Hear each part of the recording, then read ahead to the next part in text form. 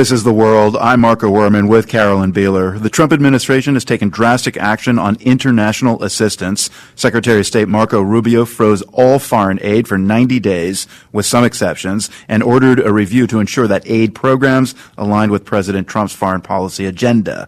The U.S. provides more foreign aid globally than any other country, around $60 billion in 2023. That's about 1% of the U.S. budget. The directive effectively put a stop to work that relies on those funds. In many places, the fallout has been immediate. We spoke earlier with Hakan Bilgin in Istanbul. He's the president of the Turkish branch of the organization Doctors of the World. Bilgin says 60% of his group's budget comes from the State Department through the agency USAID. On Friday, he received an order to cease operations. Bilgin told me that left him stunned.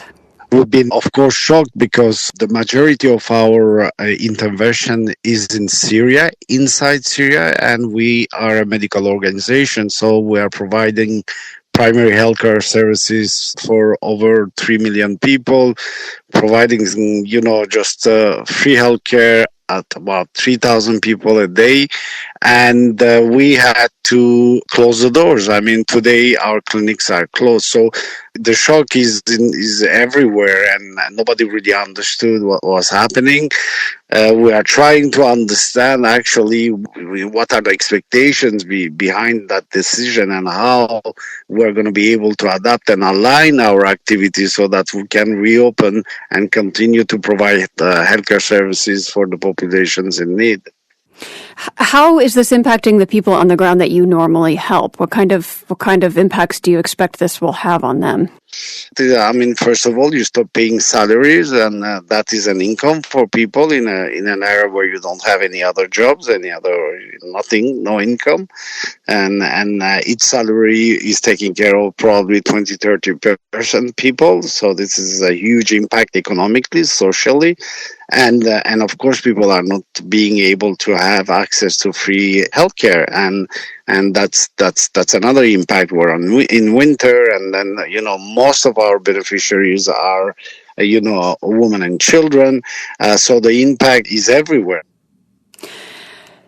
Based on the conversations that people are having in organizations like yours, what do you see as the larger impact here outside just of your organization? What kind of conversations are you having with other heads of aid organizations around the world? Everybody is under shock for the moment and trying to actually, I would say, mitigate the damages and see how we can actually eventually find a way to, fill the gap because we have to wait 30 days for the evaluation, and they will come back to us and say if yes or not our projects are, in line with the politics of the president. So we have 30 days that we have to wait, and then we have another 50 days in which we will have a clearer picture on how this is going to turn out. So basically, we have to work on scenarios and alternatives that are going to cover 90 days of operations, and it's extremely, extremely challenging because imagine all the organizations now are on the same page, and we all have to look at for alternative donors. It's going to be really, really tough on everybody. Do you think that is a fair question or a fair point from the U.S. government, that the U.S. would only want to fund projects that support its own national interest?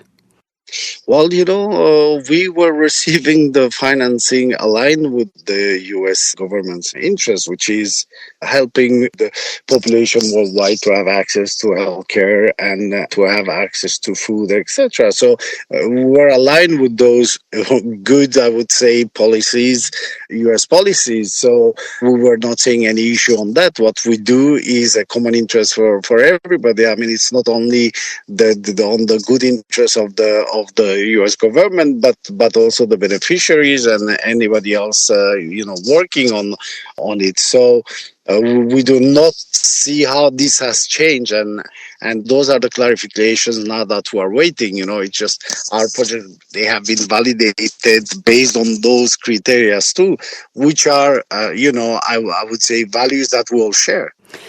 If after the 90-day review period, this change is permanent for your organization and U.S. aid funding is permanently cut off, what does that mean for those 17 clinics you run in Syria and the communities that they serve? Well, that would mean an crazy setback, especially with what is happening now in Syria, with the change of regime, with the hope that, the new government that is coming will be, open, collaborating with the, international community to stop, radicalism in all the ways, people willing to go back, refugees willing to, go back to their countries and rebuild their countries. So we're cutting a bit all that transition because Syria is a country that relies heavily on foreign aid and heavily on humanitarian aid. Cutting that is not going to help anyone, and it's going to be a huge setback for all of us. And it may, just fuel the radicals more than the great majority of people who are actually willing the context and the situation to change and to improve. Hakan Bilgin is the president of the Turkish branch of the Doctors of the World organization. He joined us from Istanbul.